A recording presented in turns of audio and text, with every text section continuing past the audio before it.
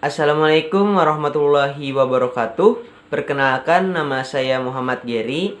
Saya merupakan mahasiswa di Fakultas Tarbiyah dan Keguruan, jurusan Pendidikan Guru Madrasah Ibtidaiyah di Universitas Islam Negeri Antasari Banjarmasin. Baiklah, dalam video ini kami dari kelompok 10 pada mata kuliah Pendidikan Akhlak ingin memaparkan materi kami yang berjudul Akhlak Buruk. Dalam video ini, kami membagi dua sesi penjelasan. Yang pertama, itu yang akan disampaikan oleh saya sendiri, dan yang kedua akan disampaikan oleh saudari Dina Sapitri. Baiklah, akhlak buruk yang pertama yaitu sombong. Dalam bahasa Arab, sombong biasa disebut dengan takabur. Takabur yang mana artinya merasa dirinya lebih tinggi. Dalam segi istilah, sombong merupakan perbuatan yang mana merasa dirinya lebih tinggi daripada orang lain, baik itu dalam hal kecantikan, kekayaan, kedudukan, harta, tahta, maupun hal lain sebagainya, yang mana dirinya merasa lebih tinggi atau lebih besar daripada orang lain, dan menganggap orang lain lebih rendah daripadanya. Hal contoh, semisal dia merasa pangkatnya sebagai petinggi di dalam sebuah kepemerintahan, menganggap atau meremehkan anggota-anggotanya dengan cara mencelanya, baik itu dengan perkataan maupun dengan perbuatan. Dalam suatu hadis diriwayatkan oleh Bukhari dan Ahmad dan Nasai yang berbunyi, innahu la yuhibbul mustakbirin, yang artinya sesungguhnya Allah tidak suka terhadap orang yang sombong. Nah, Rasulullah Shallallahu Alaihi Wasallam bersabda, ketika seorang menyombongkan diri dari cara berjalannya, lalu dengan tiba-tiba Allah menggelamkan orang tersebut ke dalam tanah, maka dia itu akan terus bergerak hingga hari kiamat. Nah, dalam dua hadis di atas sudah jelas bahwasanya sombong merupakan perbuatan yang tidak baik bagi kita maupun bagi orang lain, karena mana sombong bisa merugikan diri kita sendiri maupun orang lain. Dari Abu Hanifah mengatakan yang pertama dari 3 kelompok yang akan masuk neraka yaitu 1. Amir atau pejabat yang kejam atau jalim. Terus yang kedua, orang yang kaya tapi tidak mengeluarkan zakatnya. Dan yang ketiga, orang miskin yang menyombongkan dirinya. Nah, sombong terbagi menjadi 2, yaitu sombong lahir dan yang kedua sombong batin. Dalam pembagiannya saja sudah jelas bahwasanya yang pertama, sombong lahir. Sombong lahir itu adalah sesuatu sombong yang nampak, yang zohir, yang mana lahir ini kita sebutlah dalam segi yaitu perbuatan. Dan yang kedua yaitu batin, sombong batin, yaitu sesuatu yang tidak nampak, yaitu sesuatu yang terdapat di dalam hati seseorang. Sombong lahir itu contohnya kita berpakaian mewah-mewah untuk merendahkan orang lain, dan kita bermegah-megah dengan pakaian kita. Terus yang kedua, yang selanjutnya yaitu sombong batin. Setelah kita berpakaian bermegah-megah, dalam hati kita itu terbenak bahwasanya aku merasa lebih baik daripada orang di sekitarku, lebih baik daripada orang lain. Nah, itu adalah contoh dari saya. Adapun faktor-faktor penyebab sombong yang pertama, 1. tawadu yang berlebihan dari orang lain. Terus yang kedua, kerancuan standar kemuliaan dalam masyarakat. Terus yang ketiga, membanding-bandingkan nikmat dan melupakan pemberiannya dari Allah Subhanahu wa taala. Terus yang keempat, menduga kenikmatan yang dimilikinya akan kekal, menduga apa yang diberi oleh Allah Subhanahu wa taala itu akan kekal. Mungkin dia berpikiran apa yang dimilikinya sekarang, semisalnya contoh harta, itu akan dia bawa ke akhirat nanti. Terus yang kelima yaitu lebih dahulu memperoleh keutamaan. Nah, terus yang keenam, mengabaikan dampak negatif dari sifat sombong. Nah, di sini banyak manusia yang sombong mengabaikan dampak dari sombong tersebut. Yang pertama yaitu bagi dirinya sendiri, terus yang kedua bagi orang lain. Bagi dirinya sendiri dulu, baginya diri sendiri, sombong itu merupakan perbuatan yang tidak baik, yang mana perbuatan sombong itu akan merusak hati nurani seseorang, di mana dia tidak lagi dapat bertindak atau berbuat baik karena hatinya sudah kotor, karena ada rasa sombong di dalam hatinya. Dan bagi orang lain, sombong adalah sesuatu hal yang sangat tidak baik. Semisalnya kita bermegah-megahan dalam berpakaian, nah di mana tidak semua orang dapat berpakaian bermegah-megahan. Mungkin ada orang yang iri dengan kita, ada yang orang sakit hati melihat kita karena rasa iri tersebut, dan lain hal sebagainya yang membuat sombong itu merugikan orang lain. Itulah faktor-faktor yang menyebabkan adanya rasa sombong. Terus yang kedua yaitu tanda-tanda dari sombong tersebut. Yang satu, tandanya nih. Satu, berlagak ketika berjalan dengan membungkukkan pundak dan memalingkan muka. Nah, sudah jelas kan gimana? Yaitu berlagak berjalan dengan membungkukkan pundak seperti gini, terus dan memalingkan muka ya seperti gini. Nah, gitu contohnya. Terus yang kedua, melakukan kerusakan di muka bumi apabila ada kesempatan dengan menolak nasihat dan menentang kebenaran. Nah, dalam contoh di sini yaitu banyak perusahaan bodong. Ya, saya ambil contoh yaitu perusahaan sawit, di mana dia ingin menikmati hasil alam hanya untuk diri sendiri dan tidak mementingkan kepentingan masyarakat. Dia sombong akan dirinya, tidak menerima pendapat-pendapat dari orang sekitar, dan dia teguh dalam pendiriannya. Nah, di sini berkaitan lagi dengan yang namanya keras kepala. Terus yang ketiga, berlebihan dalam berbicara. Nah, kadang orang-orang sombong ini berlebih-lebihan dalam berbicara.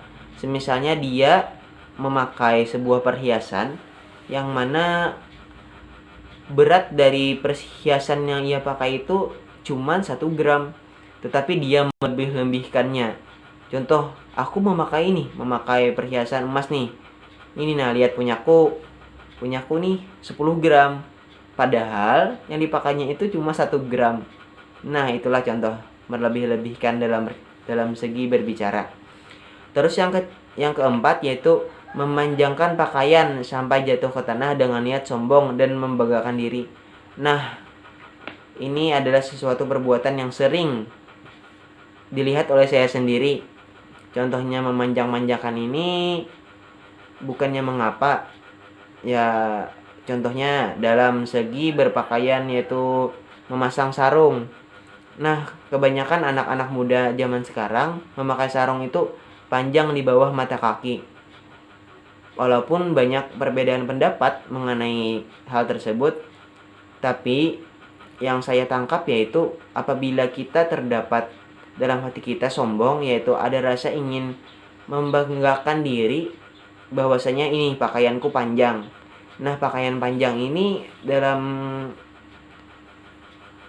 dalam cerita yang pernah saya dengar, bukannya membanggakan diri atas pakaian yang panjang tersebut, tapi orang tersebut membangga-banggakan pakaiannya dengan memanjang-manjangkannya. Nah, perbuatan tersebut merupakan sesuatu yang tidak baik.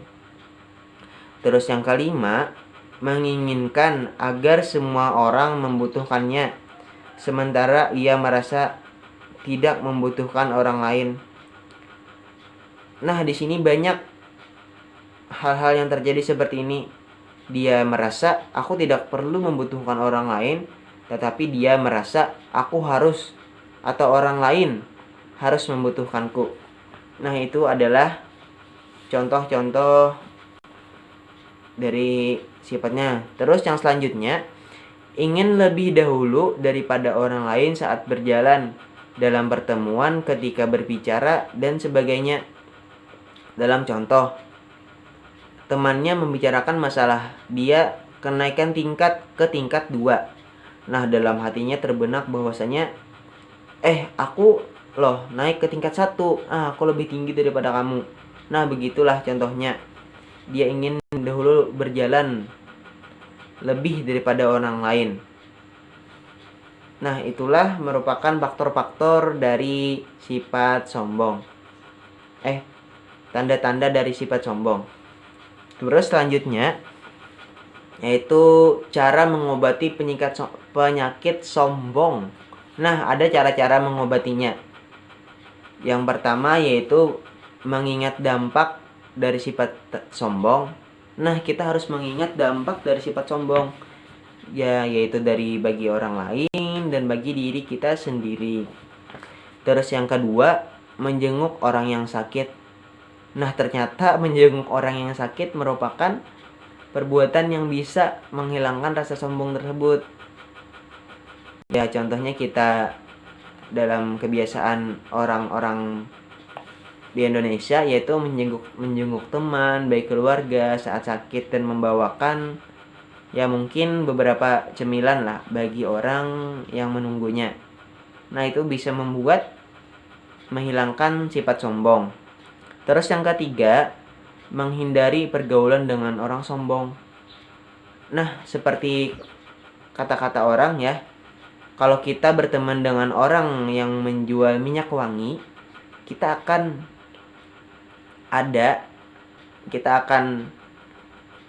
terbaur dengan orang tersebut dan kita akan wangi.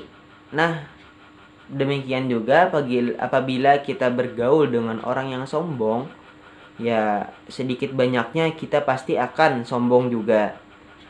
Terus bergaul dengan orang yang fakir. Nah, ternyata bergaul dengan orang yang fakir bisa mengobati penyakit sombong. Nah, dimana dalam hal cerita kita bergaul dengan orang yang fakir ini tidak untuk merendahkannya, tapi kita harus memiliki rasa seperti orang fakir tersebut. Seperti kita berpikiran bagaimana kalau kita dalam posisi orang tersebut. Nah, mungkin rasa sombong kita akan hilang. Terus yang kelima, tafakur atas diri dan fenomena alam. Nah, itu yang kelima. Terus yang keenam, memperhatikan kisah hidup orang sombong. Nah, dalam yang keenam ini kita memperhatikan kisah hidup orang sombong. Kita harus bisa mengambil kesimpulan bagaimana sih orang yang bersifat sombong. Apakah itu baik? Apakah itu buruk? Ya pasti sombong itu akan berdampak buruk. Terus yang ketujuh, selalu menghadiri majelis-majelis ilmu. Nah, kita disuruh untuk selalu menghadiri majelis-majelis ilmu. Tidak hanya dapat mengobati penyakit sombong, tapi kita dapat mendapat ilmu-ilmu yang bermanfaat. Dalam hal ini ilmu-ilmu baik itu ilmu agama maupun ilmu biasa ya yang berkaitan dengan sombong. Nah, terus yang ke-8, melatih diri dengan pekerjaan remeh. Melatih diri dengan pekerjaan remeh. Dalam sini saya artikan melatih diri dengan pekerjaan remeh ya kita tidak meremeh-remehkan pengerjaan, baik itu yang kita lakukan maupun yang orang lain kita lakukan. Terus yang kesembilan, meminta maaf kepada orang yang pernah Anda hina. Nah, selain hal-hal yang di atas, kita juga harus meminta maaf kepada orang yang pernah kita hina. Nah, jadi kita harus mengingat-ingat ya, siapa yang pernah kita hina, maupun itu sengaja maupun dan tidak sengaja. Kita harus meminta maaf kepada mereka. Nah, mungkin itu akan menghilangkan sifat sombong yang ada di dalam diri kita. Terus yang ke-10, menampakkan kenikmatan kepada orang lain. Nah, di sini saya agak kurang memahami kalimat menampakkan kenikmatan kepada orang lain. Ya, yang saya pahami itu tidak menampakkan kenikmatan kepada orang lain, karena menampakkan kenikmatan kepada orang lain itu sesuatu ya perbuatan yang sombong menurut saya. Menampakkan kenikmatan kita ya, menurut saya itu sesuatu perbuatan yang sombong. Mungkin di sini salah ya, tidak menampakkan kenikmatan kepada orang lain. Mungkin kepada teman-teman yang berbeda pemahaman dengan saya bisa bertanya atau menjelaskan atau menambahkan penjelasan nanti di kolom sesi tanya jawab. Terus yang ke-11, mengingat standar kemuliaan dalam Islam. Nah, kita harus sadar diri bahwasanya kita sebagai orang Islam itu tidak boleh memiliki sifat sombong. Dalam standar kemuliaan dalam Islam yang dicontohkan oleh Nabi Muhammad SAW. Nah, Nabi Muhammad tidak memiliki sifat sombong, malah Nabi Muhammad membenci sifat ini. Terus yang ke-12, selalu taat kepada Allah. Nah, mungkin ya orang-orang sombong ini tidak taat beribadah kepada Allah. Dia jauh dari Tuhan. Nah, di mana dirinya tersesat dan berbuat sombong. Terus 13, introspeksi diri secara bertahap. Nah, introspeksi diri ini bahwasanya kita harus sadar akan sombong tersebut, akan perbuatan yang kita lakukan. Apakah itu baik bagi kita? Apakah itu buruk? Ya, pasti sombong ini akan berdampak buruk bagi diri kita sendiri, maupun bagi orang lain. Nah, apabila kita berbuat sombong, kita harus menintrospeksi diri kita secara terus-menerus. Apakah hari ini aku berbuat sombong ya atau tidak? Apakah itu baik? Apakah itu tidak? Nah, itu harus kita lakukan terus-menerus. Nah, maka sedikit demi sedikit rasa sombong dalam diri kita itu akan hilang. Yang terakhir, yang ke-14, yaitu memohon pertolongan dari Allah. Nah, innamal a'malu binniyat. Nah, selain kita berbuat, nah kita harus juga, selain kita berusaha ya untuk menghilangkan sifat sombong tadi yang mana dijelaskan sebelumnya di atas, baik itu mengingat dampaknya, baik itu misalnya bergaul, dan baik itu selalu menghadiri dan melatih diri, kita harus juga memohon pertolongan dari Allah Subhanahu wa Ta'ala, karena kita hanyalah hambanya. Dan semoga apabila kita memohon pertolongan dari Allah Subhanahu wa Ta'ala, kita diberikan kemudahan untuk menghilangkan rasa sombong yang ada dalam diri kita. Nah, mungkin itulah penjelasan saya mengenai sombong, mengenai akhlak buruk. Mungkin apabila ada kawan-kawan ingin menambahkan penjelasan, nanti dipersilahkan. Terus yaitu riya. Nah, sifat akhlak buruk yang kedua yaitu riya. Riya berasal dari bahasa Arab ar-riya'u, yang berarti memperlihatkan atau pamer. Nah, riya ini dalam bahasa Indonesianya itu pamer. Nah, dalam hal istilah yaitu memperlihatkan sesuatu kepada orang lain, baik barang maupun perbuatan yang dilakukan dengan maksud agar orang dapat melihatnya dan akhirnya memujinya. Nah, dalam pengertian pamer ini kita dapat ambil dua kata kunci, yaitu maksud agar dapat orang lain melihatnya dan agar orang memujinya. Nah, itu dua kata kunci dalam pengertian pamer. Terus adapun dalam firman Allah Subhanahu wa taala mengecam orang-orang yang melakukan perbuatan riya di dalam ibadah, dalam beribadah, dalam sholat ataupun dalam berzikir, ya sesuatu yang berkaitan dengan ibadah ya. Apabila yang mana artinya yaitu sebagai berikut, maka kecelakaan bagi orang-orang yang sholat, yaitu orang-orang yang lalai dari sholatnya, orang-orang yang berbuat riya. Quran surah Al-Maun ayat 4-6. Nah, adapun faktor-faktor yang menyebabkan riya ataupun pamer, yang pertama yaitu penyakit yaitu lingkungan keluarga.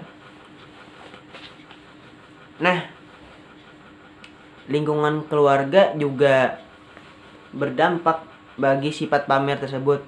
Ya mungkin ya banyak keluarga kita ataupun orang-orang tua kita yaitu pamer-pamer. Contohnya ibu-ibu sosialita. Nah, mungkin anaknya juga akan sedikit demi sedikit akan mengikuti perbuatan dari orang tuanya, yaitu pamer. Terus yang kedua, teman yang berperangai buruk. Nah, teman yang berperangai buruk sini ialah teman yang suka pamer-pamer akan hartanya atau akan dirinya. Nah, kita tidak boleh berteman dengan orang yang seperti ini. Kita lebih baik menjauhi teman yang mempunyai sifat-sifat pamer tersebut. Terus yang ketiga, tidak mengenal Allah Subhanahu wa taala dengan benar. Nah, orang-orang pamer ini biasanya tidak mengenal Tuhan dengan baik. Nah, makanya apabila orang-orang yang pamer, kemungkinan besar dia tidak mengenal Allah, tidak mengenal Tuhannya. Nah, dimana apabila orang-orang yang baik dan orang-orang yang mengenal Tuhan, dia kebanyakan tidak mungkin berperilaku pamer, karena dia tahu bahwasanya pamer itu tidak baik untuk dirinya. Terus yang keempat, cinta kehormatan dan kedudukan. Nah, kita harus cinta kepada kehormatan kita dan kedudukan. Terus yang kelima, tamak terhadap milik orang lain. Nah, tamak juga berpengaruh dalam sikap pamer. Kita menginginkan hal apa-apa yang dimiliki orang lain, tapi kita tidak bisa memilikinya. Nah, malah kita pamer. Terus yang keenam, gila hormat dan sanjungan. Nah, dalam hal ini kan sudah jelas bahwasanya gila hormat dan sanjungan. Orang yang pamer ya pasti dia ingin disanjung orang lain. Terus yang ketujuh, pengawasan ketat dari atasan. Nah, mungkin di sini ya saya contohkan pengawasan ketat dari atasan ini dalam hal contoh ya dalam perusahaan. Ya mungkin ya dalam perusahaan pasti ada namanya pengawas. Nah, dalam situ dia mungkin orang biasa menyebut mungkin dalam bahasa kasarnya ya penjilat. Nah, di mana dia merasa pamer, merasa dia bekerja lebih daripada orang lain. Padahal apa yang dia lakukan itu tidak sesuai dengan apa yang dia pamerkan. Terus yang 8, kekaguman orang lain. Nah, kekaguman orang lain ini sangat merupakan faktor-faktor yang menyebabkan orang pamer. Kekaguman orang lain akan dirinya sendiri. Terus yang ke-9, takut mendapatkan hinaan. Nah, kadang orang-orang yang pamer ini benci dan sangat takut sekali akan hinaan orang lain. Semisalnya, dia hanya mempunyai sebuah cincin yang beratnya 1 gram, sedangkan orang lain nih atau teman-temannya memiliki cincin yang 10 gram. Nah, dia akan minder, dia akan sangat takut akan hinaan dari temannya yang memiliki 10 gram tadi. Nah, dia akan bertindak dan juga pasti akan membeli emas atau cincin yang 10 gram tadi. Nah, agar menghindari hinaan dari orang lain. Yang ke-10, faktor penyebab ria yaitu lalai terhadap bahaya ria. Nah, dia lalai akan bahaya terhadap ria. Ria sangat berdampak buruk bagi diri kita. Semisal contoh, kita ingin ria tetapi keadaan tidak memungkinkan kita berbuat sedemikian. Ya, sebagai contoh ya, kita ingin pamer tetapi kita tidak memiliki materi untuk dipamerkan. Nah, mungkin kita akan berbuat sesuatu yang jahat untuk dapat kita pamerkan ya. Semisal kita mencuri emas, ya nantinya kita akan pamerkan kepada orang lain. Nah, itu sangat berbahaya bagi diri kita sendiri. Terus adapun tanda-tanda ria. Yang pertama, 1. Bersemangat dan semakin bersungguh-sungguh dalam melakukan sesuatu amal atau perbuatan apabila ada orang yang memujinya dan menyanjungnya. Namun apabila dicela atau dihina, ia menjadi malas-malas dan asal-asalan. Nah, iya, sebagai contoh ya, dalam sebuah perusahaan nih, ada seorang yang mana dia sangat bersemangat dan bersungguh-sungguh apabila orang memujinya. Semisalnya, si A, kamu loh bagus dalam bekerja, sangat bagus. Nah, dalam hatinya terbenak sifat pamer. Nah, dia akan bersungguh-sungguh dalam bekerja apabila ia disanjung atau dipuji. Nah, sebaliknya apabila ia dicela atau saja semisal dikritik oleh atasannya dalam bekerja, nah mungkin ia akan berbuat kebalikannya. Mungkin ia akan bermalas-malasan, mungkin tidak bekerja. Nah, itulah satu contoh dari tanda-tanda ria. Terus yang kedua yaitu bersemangat dan semakin bersungguh-sungguh dalam melakukan suatu amal atau perbuatan ketika bersama orang lain, dan akan menjadi malas-malasan dan asal-asalan saat sendirian.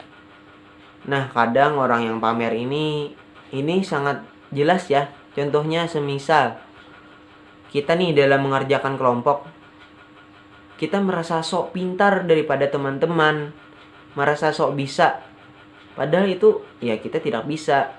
Dan terbenak dalam hati kita yaitu, nih aku lebih bisa daripada kamu.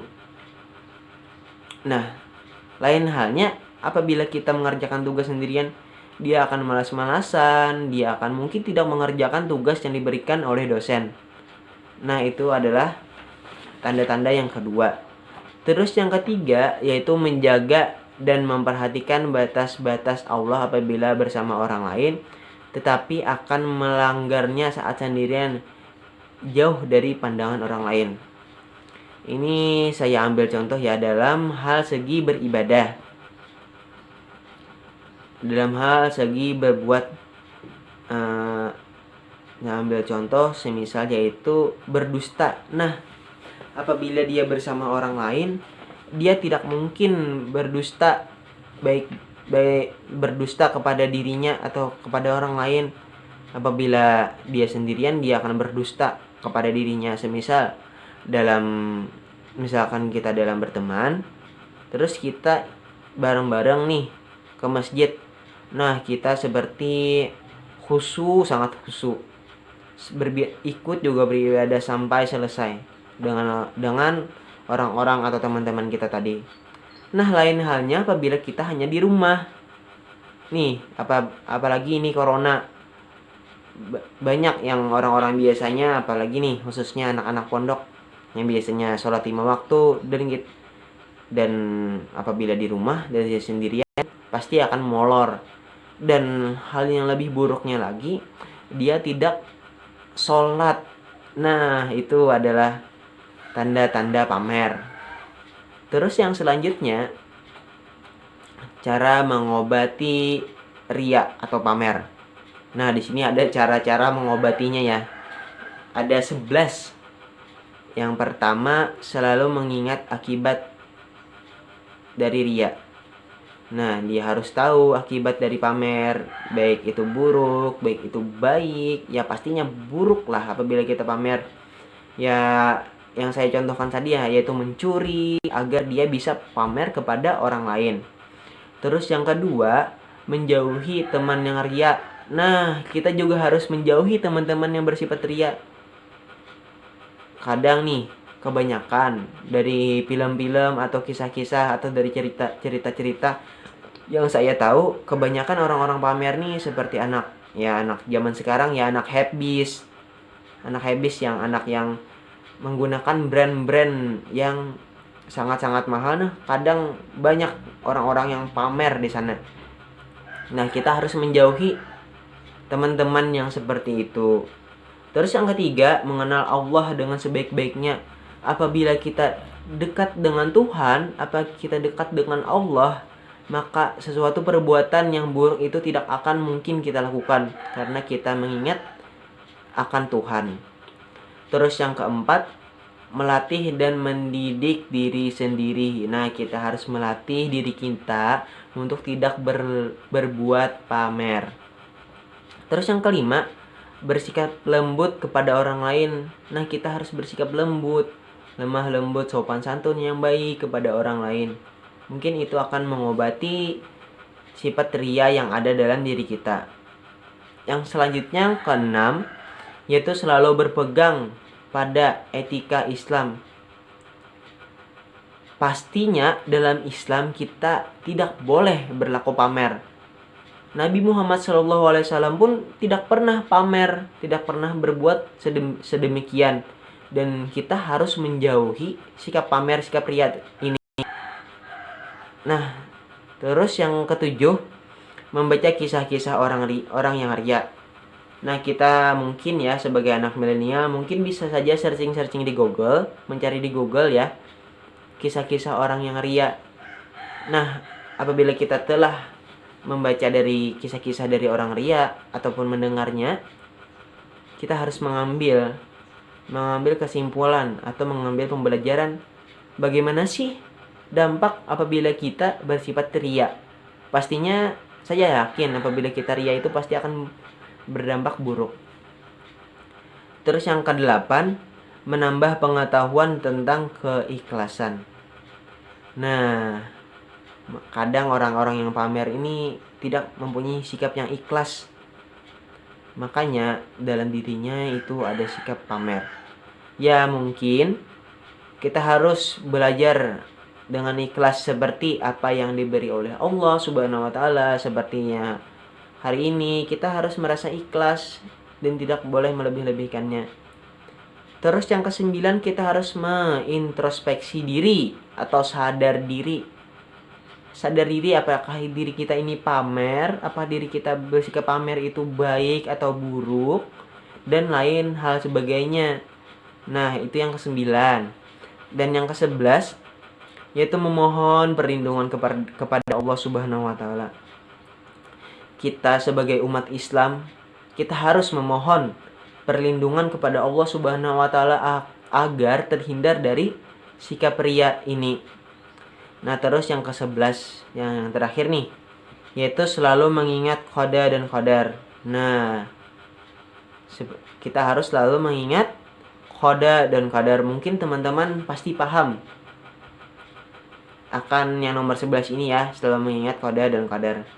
Ya, mungkin inilah penjelasan saya di sesi pertama yang membahas masalah sombong dan riya.